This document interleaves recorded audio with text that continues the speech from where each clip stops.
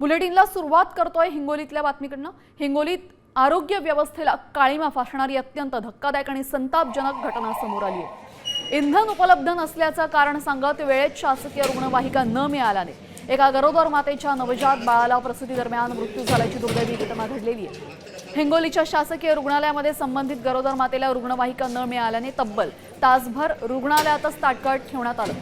अखेर प्रसूती दरम्यान बाळाचा मृत्यू झाला। प्रशासनाने ही माहिती दिलेली आहे। या संपूर्ण घटनेमध्ये निष्पाप बाळाचा बळी गेलाय। मातेची प्रकृती स्थिर असून रुग्णालय प्रशासनाच्या या हलगर्जीपणामुळे आता नागरिकांमध्ये तीव्र संताप व्यक्त होतोय। महाराष्ट्राचे मुख्यमंत्री देवेंद्र फडणवीस यांच्यापासून ते जिल्ह्याच्या जिल्हाधिकारी कार्यापर्यंत डिझेलचा तुटवडा नाही, अफवा असल्याचं सांगितलं जात आहे। मात्र डिझेलचा तुटवडा निर्माण झाल्यामुळं नागरिकांवरती काय वेळ आलेली आहे ते मी तुम्हाला दाखवणार आहे। ही महिला आहे,